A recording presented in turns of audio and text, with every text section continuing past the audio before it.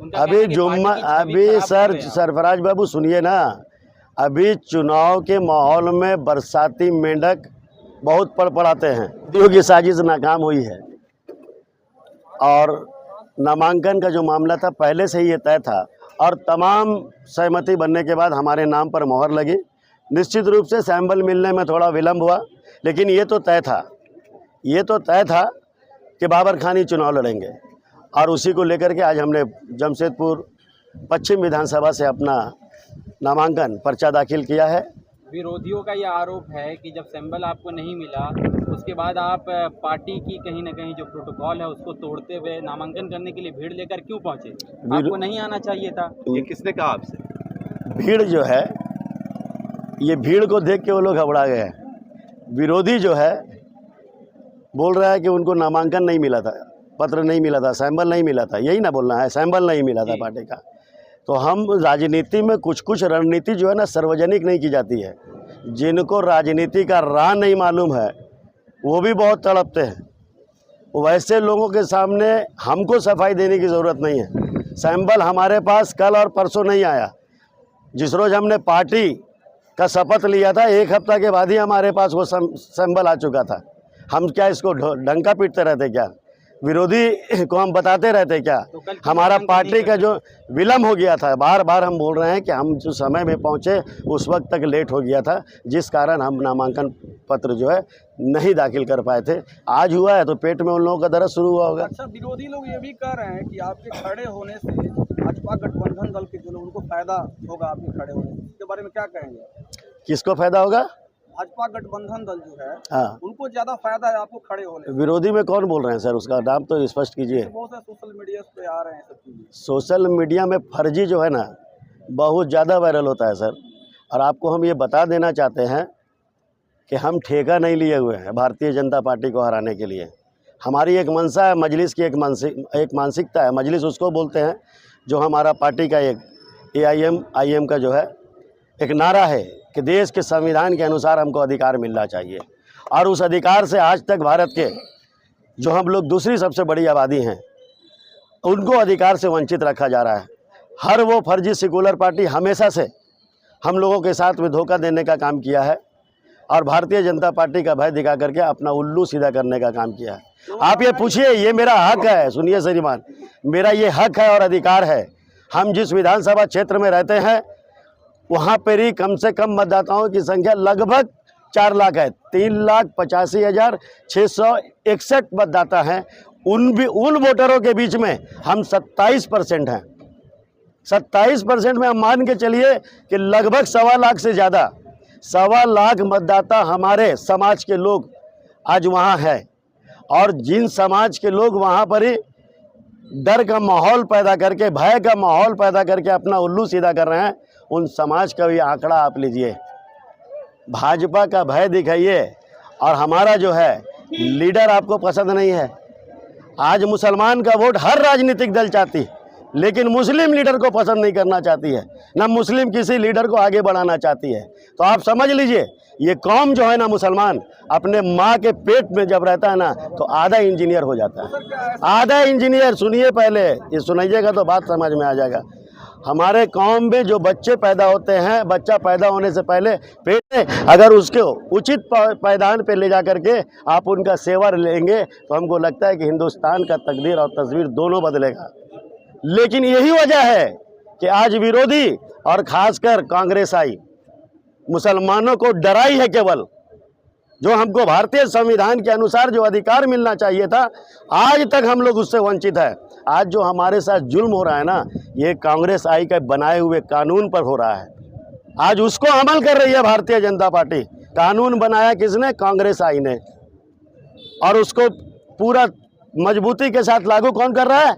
Bharatiya Janata party. इन दोनों की साजिश को नाकाम करेगा कौन?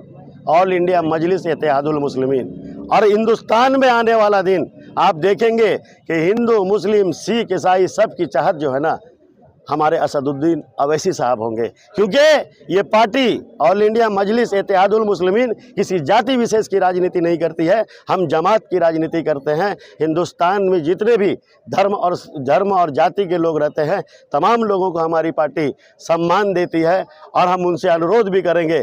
जिस तरह आप देखेंगे काराकाट में हमारे प्रियंका चौधरी जी चुनाव लड़ी थी इसी असदुद्दीन अवैसी साहब की पार्टी से, उसके बाद में शिवर एक हमारे बिहार में है, वहाँ से राणा रंजीत सिंह जीते चुनाव लड़े थे, गोपालगंज से हमारे दशरथ मांझी जी चुनाव लड़े थे। तो ये एक उदाहरण है पार्टी का। अभी भी पासवान जी हमारे यहाँ छात्रा से चुनाव लड़ने जा रहे हैं। तो ये पार्टी में हर समाज हर जाति के लोगों का एक लगाव बढ़ता जा रहा है और आने वाला दिन हमको लगता है कि ये पार्टी हिंदुस्तान में एक नंबर की पार्टी होगी, जो जाति और धर्म को नहीं, देश के सम्मान नागरिक के अनुसार उनको हर अधिकार देने का काम करेगी। वैसे दिन आ रहे हैं आपके प्रचार में? निश्चित रूप से आएंगे सर, निश्चित रूप से आएंगे। जितने भी हमारे स्टार प्रचारक हैं वो सारे लोग आएंगे। असदुद्दीन अवैसी साहब का कंफर्म है। महाराष्ट्र में चुनाव होने के बावजूद भी इम्तियाज़ जलील साहब आ रहे हैं, उसके बाद में वारिस पठान साहब हैं, अन्य जो भी अकबरुद्दीन अवैसी साहब की भी बात चल रही है। अगर उनका तबीयत सही रहा तो इंशाअल्लाह वो भी आएंगे। बाकी हमारे यहाँ पर ही जितने भी स्टार प्रचारक हैं, सालिक जावेद साहब हैं, फखरुद्दीन साहब हैं, सलीम साहब हैं, तो ये सारे लोग पार्टी के हैं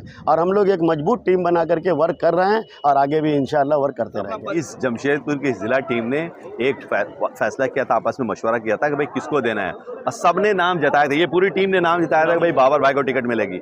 हमारी टीम ने अपना वादा निभा दिया कि भाई हम लाके अपना जान माल पूरा झोंक के और लाके टिकट दिखा दिए, लोगों को दिखा दिया कि देखो हमने वादा किया है, हम इम्प्लीमेंट करके दिखाते रहे। इम्प्लीमेंट हो गया, ग्राउंड पे आ गए लोग। अब हमने देखा कि नॉमिनेशन होगा, इंशाल्लाह आगे भी जोरदार प्रचार होगा। असल में क्या कुछ लोग इससे घबरा रहे हैं कि भैया ये अपने हक अधिकार की बात करें, बिल्कुल करेंगे, हमारा संविधान बोलता है आप अपना हक अधिकार की बात कीजिए, उतरिए मैदान में, हम उतर गए। अब ये बताइए, जिस लोग जो झूठे मक्कार ने बोला था कि 100 बेड का हॉस्पिटल बन गया। हम 17 नंबर से इतना साल से पैदा हुआ, वहां पर हमने सबसे ज्यादा झंडा ढोया इनका। इन्होंने बोला था वो रोड को बना देंगे, पता है उन्होंने ऐसा पेपर ब्लॉक का रोड बना जो कि फुटपाथ है। फुटपाथ में कल इनका कोई भी नेता अपना घर बना देगा रोड को तोड़ के।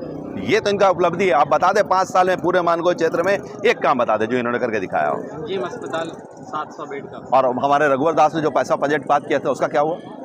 फ्लाईओवर का निर्माण हो रहा है। हाँ, तो उससे फायदा क्या? 5 साल में क्या हुआ?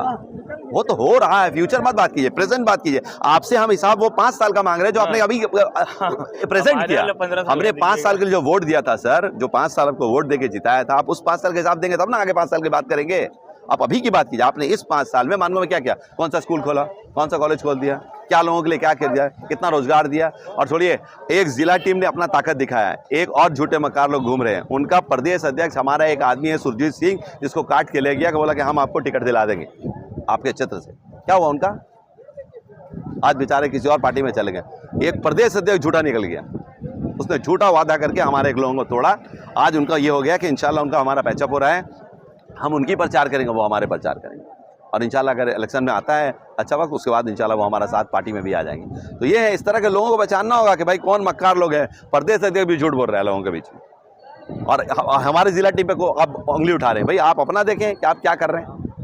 सारे लोगों का मुँह चुप हो गया, हमने वो काम करके दिखाया। अब इंशाल्लाह अब आगे की राजनीति है, आगे का तरीका है। इंशाल्लाह आप बहुत तेज़ी से हम लोग काम करेंगे और लोगों के बीच में इंशाल्लाह बहुत मोहब्बत मिल रहा है, कामयाबी हमारे सर चूम रही है। बस हमें टिक के रहना होगा, इस जिला टीम को उसी तरह काम करना होगा जैसे हमने 3.5 साल किया। इंशाल्लाह अगर टिके रहेगा तो रिजल्ट हमारे फेवर में आएगा। उसका तो जिस दिन हम लोग पहले से हम लोग इरादा कर लिए थे ये कमेटी के हम लोग एक मजबूत प्रत्याशी देंगे, वो आदमी के खिलाफ देंगे प्रत्याशी की जो आदमी आज़ाद बस्ती में बचपन से बोलता हूँ 25 साल से रह रहे हैं, और वो आदमी मेरे यहाँ का लीडर को नहीं पहचानता है। बोल रहा है कि कौन बाबर, कौन बाबर, मैंने आज़ाद बस्ती को पहचानते हैं, आज़ाद बस्ती के लीडर को नहीं पहचानते हैं। मतलब ये है कि आप वहाँ के कैडर को पहचानते हैं, स्क्रैप विक्रेता को पहचानते हैं, जमीन विक्रेता को पहचानते हैं, मतलब इधर उधर वाला आदमी को पहचानते हैं, मेरा नेता को नहीं पहचानते हैं। हम आपको साबित कर देंगे कि बाबर खान एक मजबूत नेता है आज़ाद बस्ती का, और विधानसभा में इंशाल्लाह वो जीत करके जा रहे हैं। आप अपना सोचिए कि कल आपको नहीं लोग पहचानेंगे। बाबर को 30 साल पहले भी पहचान रहे थे जब वो आंदोलन कर रहे थे झारखंड के लिए, और अब आने के बाद जब क़यादत करेंगे असेंबली में MIM की तरफ से जमशेदपुर पश्चिम की, तब लोग जानेंगे। मैं फखरुद्दीन अंसारी, MIM का विधानसभा अध्यक्ष।